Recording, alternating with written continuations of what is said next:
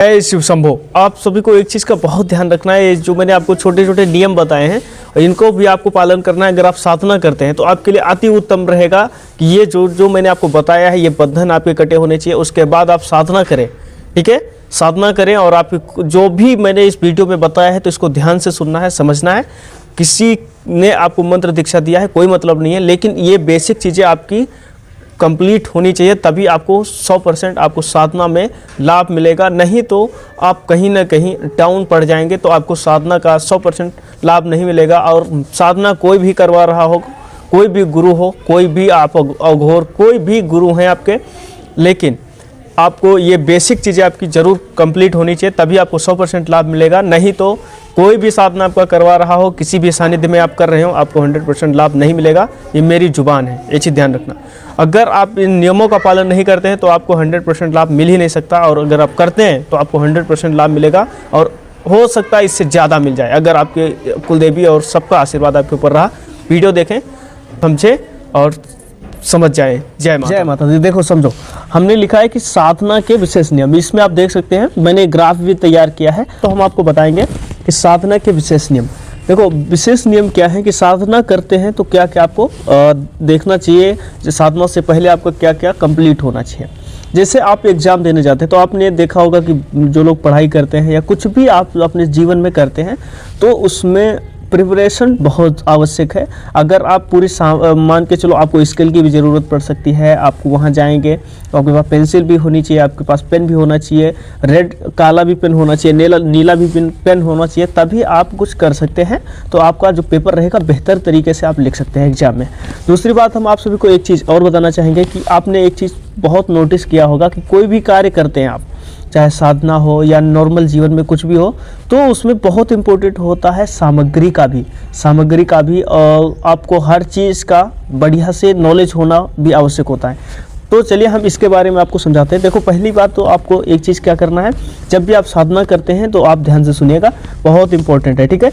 जब भी आप साधना करते हैं तो आपको पहले, आपके अगर कोई गुरु नहीं है तो पहले गुरु धारण करिए। अगर गुरु नहीं धारण, कोई आसपास नहीं मिल रहे हैं, तो आपको शिव जी को गुरु धारण करना है। अब आपको क्या करना है, अगर आपके घर में कोई तंत्र नहीं है, पहली बात तो घर में तंत्र नहीं होना चाहिए, और अगर है तो आप किस प्रकार से जाप करेंगे हम अगले वीडियो में बता देंगे, ठीक है। तो आप पहली बात, साधना में आपके पास कोई तंत्र क्रिया आपके ऊपर ना की गई हो, मारण, मोहन, स्तंभन, उच्चाटन, किसी भी प्रकार की क्रिया आपके ऊपर ना हो, कोई टोना टोटका आपके ऊपर ना हो, घर में कोई किसी भी प्रकार की गंदगी मलिनता ना हो। दूसरी बात, आपके घर की कुलदेवी जो होती हैं, ठीक है, जो आपकी कुलदेवी होती हैं या कुलदेवता होते हैं, वो आपके सपोर्ट में खड़े होने चाहिए। जैसा कि आप लोगों ने देखा होगा कि बहुत पुराने ज़माने में हमारे जो दादा दादी या उनके ऊपर जो उनके माता पिता, इस प्रकार से जो लोग पहले होते थे, तो ये सेफ्टी के लिए, अपने घर की सिक्योरिटी के लिए, सुरक्षा के लिए, ये किसी भी धाम की शक्ति को या किसी भी देवी माता को या किसी को भी अपने घर में स्थान दे देते हैं। कुल देवता के स्वरूप में हनुमान जी या भैरव जी को या काली माता को, दुर्गा माता को, शीतला माता को या शारदा माता को, किसी को भी अपने घर में कुलदेवी कुलदेवता के स्थान पर उनको स्थापित कर देते थे, तो उसको हम कुलदेवी कुलदेवता बोलते हैं, ठीक है। पितृ कौन होते हैं, जो हमारे पूर्वज होते हैं, जिनका देहांत हो चुका है, ठीक है। ये बहुत से पितृ ऐसे भी होते हैं जिनकी अकाल मृत्यु हुई होती है, ये थोड़ा सा डेंजरस होते हैं, ठीक है। अब तीसरा जो होता है आपके ग्राम देवता या एरिया के देवता। आपने देखा होगा कि जो गांव के खेड़े के लोग होते हैं तो उनके आसपास कहीं ना कहीं डीह होती है, ठीक है, डीह होती है, और वहाँ पे एक एरिया के स्थान के स्वरूप पे वहाँ पे एक स्थान होता है, उनको पूजते हैं कि ये हमारे गांव के देवता हैं, ठीक है। तो ये ग्राम देवता हो गए, एरिया के देवता हो गए। दूसरा आपकी ग्राम देवी भी होती है, ठीक है, एक ग्राम देवी भी करके भी होती हैं। उनका अब नाम आपके एरिया में क्या है ये आपको जानना पड़ेगा, ठीक है। दूसरी बात, अब हम इसमें से एक चीज़ बताना चाहेंगे कि देखो, ये पहली बात आपकी जो कुल देवी है, इसको आपको तंत्र काट के दौरान आपकी कुल देवी को मनाया जाता है, ठीक है, और इनको बंधन मुक्त कराया जाता है, क्योंकि ये क्रोधित अवस्था में चले जाते हैं जब इनकी पूजा पाठ नहीं मिलती है। क्योंकि जब ये स्थान से, जब किसी देव स्थान से जब ये आए थे अपने मेन मंदिर से, जैसे मान के चलो विंध्यवासिनी माता को अगर किसी ने कुलदेवी बना लिया तो वो अपने घर पे लेके आएंगे, तो उनको एक वचन दिया जाता है कि हम आपको महीने में 7 दिन पे, 1 साल में कुछ ना कुछ आपको भोग देते रहेंगे, सात्विक या तामसिक, ठीक है। तो पहली बात तो इनको भोग नहीं मिलता है तो ये क्रोधित हो जाते हैं, तो आपके घर पे ऑटोमेटिक लक्ष्मी बंधन, रोजी रोजगार की दिक्कत उत्पन्न कर देती है आपकी कुलदेवी, ठीक है। अब आपके पितृ आते हैं। पितृ क्या करते हैं, जब भी ये पितृ आपके नाराज होते हैं तो आपके घर पे ऐसी परिस्थिति ला देते हैं कि जिससे भी आप बात करेंगे वो आपको दुश्मन हो जाएगा, आपकी लड़ाई झगड़े होते रहेंगे। तीसरा आपके जो आते हैं ग्राम देवता। ग्राम देवता जब आपके ऊपर रुष्ट होते हैं तो आपके घर में बीमारियां उत्पन्न होती हैं। कोई भी तंत्र करेगा तो सीधा आपके ऊपर लग जाएगा, कोई बंधन नहीं रहता। आपके ग्राम देवी भी इसी प्रकार से काम करती हैं। तो आपके ऊपर अगर कोई तांत्रिक वार करेगा तो सीधा आप पे लग जाएगा, उसमें कोई रोक टोक नहीं करने वाला है। अगर आपके ये चारों मजबूत हैं, ग्राम देवता, कुलदेवी, कुलदेवता, आपके पितृ और ग्राम की देवी, क्षेत्रपाल जिनको बोलते हैं, अगर ये अब मजबूत है तो लगभग 90% चांस खत्म हो जाता है कि कोई तांत्रिक आपका कुछ कर पाएगा। अब हम आगे चलते हैं। देखो, अब ये प्रसन्न होने चाहिए आपके, ये खुश होने चाहिए, आपके ऊपर प्रसन्न होने चाहिए। अगर आप साधना करते हैं तो अगर ये प्रसन्न रहेंगे तो आपको लाभ मिलेगा। अब एक वाक्य आप ध्यान से सुने, स्वयं मेरे गुरु के मुख से निकला हुआ है कि उन्होंने माता से पूछा, मेरे गुरु ने दुर्गा माता से पूछा, दुर्गा माता से ये पूछा कि हे माँ, अगर मैं कुलदेवी को ना मान के, ठीक है, कुलदेवी को ना मान के अगर मैं आपकी पूजा करूं, ठीक है, आपकी पूजा करूं और मुझे कुलदेवी की पूजा ना करनी पड़े तो माता ने ये और मुझे 100% लाभ मिले जाप का, पाठ का, तो माता ने एक उत्तर दिया था। माता ने बोला कि पुत्र देखो, कुलदेवी स्वरूप में मैं ही बैठी हुई हूँ। हर जगह पे कुलदेवी हो या कोई भी देवी देवता है तो वहाँ पे कहीं ना कहीं महादेव का अंश और माता का अंश बैठा हुआ है। जैसे मेरा अंश बैठा हुआ है, दुर्गा माता ने आंसर दिया कि ये मेरा अंश बैठा हुआ है। तो कहीं ना कहीं अगर आप अपनी कुलदेवी को नहीं मान रहे हैं मतलब मुझे नकार रहे हैं, इसलिए ये कुछ नहीं होता है। आप जब तक आप अपनी कुलदेवी को प्रसन्न नहीं करेंगे तो मैं उसके ऊपर पूर्णतया आशीर्वाद नहीं दे सकती। दूसरा उन्होंने ये चीज़ भी बताया, तो आप लोगों को एक चीज़ समझ में आ गई होगी कि देखो, कुलदेवी आपकी सर्वप्रथम पूजनीय है, उसके बाद बाहर के देवता, ठीक है। तो पहले अपने कुलदेवी, कुलदेवता, ठीक है, आपके पितृ, आपकी ग्राम देवता, क्षेत्रपाल, इन सभी की पूजा करें, ठीक है। अब आपको क्या करना है, अगर आप एक बढ़िया से साधक बनना चाहते हैं और चाहते हैं कि आप सुरक्षित भी रहें तो हम बता रहे हैं, इसको ध्यान से सुनना। अब आपके देखना पड़ेगा कि आपका जो मंत्र है, मंत्र सही होना चाहिए।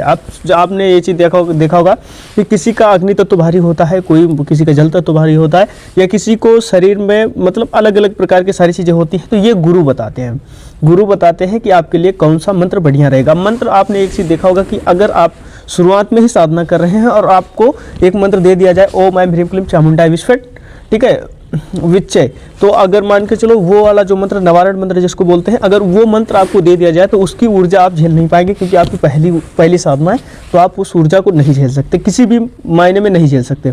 दूसरी बात, अगर आपको कोई तामसिक मंत्र दे दिया जाए, फर्स्ट साधना में कोई उग्र प्रचंड दे दिया जाए मंत्र, उसको भी आप नहीं झेल पाएंगे अगर आपके गुरु स्ट्रांग नहीं है तो, और बिना गुरु के तो झेल ही नहीं सकते, ये चीज़ ध्यान रखना।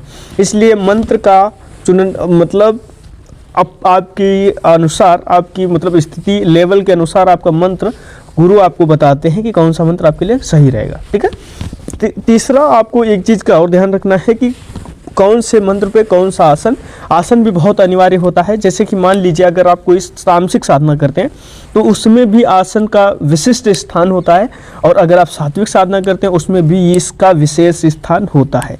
अब ये गुरु बताते हैं, ठीक है, गुरु बताते हैं कि आप कौन सा आसन किस जगह पे मतलब कौन से मंत्र पे कौन सा आसन बढ़िया रहेगा, ये आपके गुरु बताते हैं, ठीक है।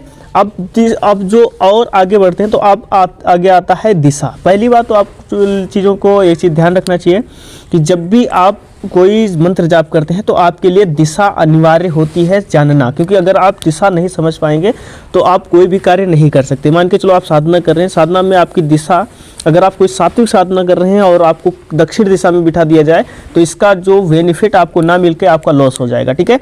दूसरी बात, अगर आप कोई तामसिक साधना कर रहे हैं उसको उठा के आपको पश्चिम दिशा में बिठा दिया जाए या किसी अन्य दिशा में बिठा दिया जाए तो उसका भी जो है प्रभाव विपरीत पड़ता है। इसलिए आपका जो आसन मंत्र के हिसाब से, पहली बात तो आपका मंत्र अच्छा होना चाहिए आपके लिए, जो भी आपका लेवल है उस हिसाब से। दूसरी बात, आपका आसन बढ़िया होना चाहिए जो आपके गुरु बताते हैं किस मंत्र पे कौन सा आसन। तीसरा, आपकी दिशा अच्छी होनी चाहिए। चौथा, आपका जो है आपकी जो माला होती है, ठीक है, जिसको आपने देखा होगा जो माला होती है, तो माला आपकी मंत्र के अनुसार चूज़ की जाती है, चुननी चाहिए। अब ये गुरु बताते हैं, ये गुप्त चीज़ें हैं, लेकिन अगर आप नॉर्मल ओम नमः शिवाय का करेंगे तो आपको वहाँ पे रुद्राक्ष की माला का उपयोग करना है, ठीक है। दूसरी बात, अगर आप हनुमान जी का करते हैं तो उसके लिए भी अलग अलग मालाएं हैं। माता का करते हैं, काली माता का करते हैं तो काली हकीक का, शमशान काली का करते हैं काली हकीक का, या रुद्राक्ष की माला आपको हनुमान जी के में भी आप यूज़ कर सकते हैं, भैरव जी के में भी अब इस प्रकार से आपको ये चीज़ समझना चाहिए। अब ये गुरु बताते हैं, ये गुप्त चीज़ें होती हैं, ठीक है। मैंने थोड़ा सा आपको बता दिया है, बाकी ये गुरु परंपरा से गुरु अपने अनुमति के अनुसार बताते हैं। अब ये एक चीज़ ये हो गई। अब आपका जो 3-4 चीज़ें आपकी बढ़िया होनी चाहिए, आसन, आपकी दिशा, और आसन दिशा आपका बाद में। सबसे पहले आपका मंत्र आपके अनुसार बढ़िया होना चाहिए, उसके बाद आपकी माला, ठीक है। मंत्र के अनुसार माला और माले के अनुसार आसन, और ठीक है, और मंत्र के अनुसार और माले के अनुसार मतलब देवता के अनुसार दिशा, ठीक है। ये चीज़ ध्यान रखना, आपके देवता कौन है, आसन कौन सा है, माला कौन सा है, ये गुरु चीज़ें बताते हैं, तो इसका भी विशेष ध्यान रखना चाहिए। इसके बारे में हम डिटेल में बता देंगे कभी, ठीक है। आपको क्या करना है, अब आपके इष्ट भी चुनना है। मान के चलो आप 7वां सिद्धि करने लगे, अब आपने बीच में अटकेंगे, क्योंकि देखो इष्ट का होना भी अनिवार्य है। मान लीजिए आप 7वां स्टार्ट कर दिए, तो आपको इष्ट धारण करना है। इष्ट कैसे धारण करेंगे, कैसे बनाएंगे, इसके लिए आपको क्या करना है, आपको अपने हृदय में झांकना है, स्वयं के हृदय में झांकना है, और उस अपने हृदय से पूछना है कि मैं इष्ट किसको बना लूँ। हृदय से आप जिसको मानते हैं, जैसे आप हनुमान जी को मान सकते हैं, मैंने कुछ नाम लिखे हैं। आप शिव जी को भी अपना इष्ट बना सकते हैं, हनुमान जी को अपना इष्ट बना सकते हैं, भैरव जी को अपना इष्ट बना सकते हैं, काली माता को अपना इष्ट बना सकते हैं, किसी भी A to Z, नारायण को अपना इष्ट बना सकते हैं, लक्ष्मी माता को बना सकते हैं, गणेश जी को बना सकते हैं, किसी को भी।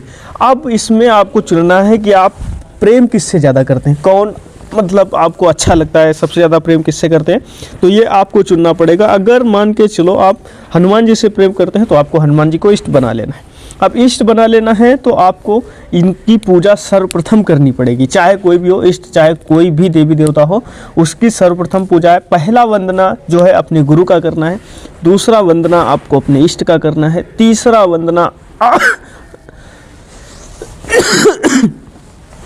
पहला वंदना आपको अपने गुरु का करना है, दूसरा आपको गणेश जी का करना है, तीसरा अपने इष्ट का करना है, ठीक है। उसके बाद आपकी जितनी भी सिद्धियां हैं आप उनका पूजन करें, गुणगान करें, जो भी करना है कर सकते हैं, कोई दिक्कत नहीं। बहुत ही बेसिक नियम है। पहली बात हम एक बार और को रिपीट, अगर समझ में नहीं आया तो प्लीज इसको रिपीट देख सकते हैं, बाकी आपकी मर्जी। देखो ये चीज़ें आपको बहुत इंपॉर्टेंट रहेंगी। अगर आप ध्यान करते हैं, जाप करते हैं, मेडिटेशन करते हैं, कुछ भी करते हैं, साधना सिद्धि में आगे जाना चाहते हैं, तो आपको इन चीज़ों को आपको बहुत ध्यान रखना है।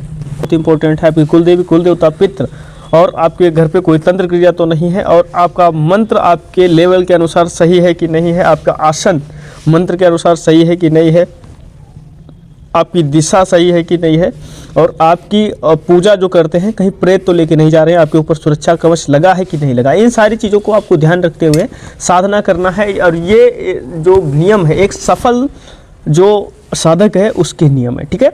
सफल नियम मतलब जो बहुत आगे जाना चाहते हैं, तो उसको इन चीज़ों का पालन करना ही पड़ेगा। और अगर आप इन नियमों का पालन करते हैं तो मैं आपको 100% गारंटी के साथ कहता हूं कि आपकी सिद्धि आपको 100% मिलेगी, चाहे वो किसी की भी हो, और आप कभी भी साधनाओं में फेल नहीं होंगे। ये अनुभव भी है, और बहुत सारी चीज़ों का गुरु परंपरा से मिला हुआ सारी चीज़ें आपको मैंने बता दिया है, तो इसका आप ध्यान रखें, ठीक है। और साधना से पहले आवश्यक होता है कि आपकी कुलदेवी, पितृ, रोजी रोजगार, लक्ष्मी बंधन, इन सभी का काट हो, आपके घर पे कोई नेगेटिविटी नहीं हो। उसके बाद आप जाप करेंगे तो 100% आपको लाभ मिलेगा। चलिए ठीक है, आप सभी को अच्छा लगा हो प्लीज़ लाइक करें, सब्सक्राइब करें। Thank you so much. हर हर महादेव, जय शिव शंकर।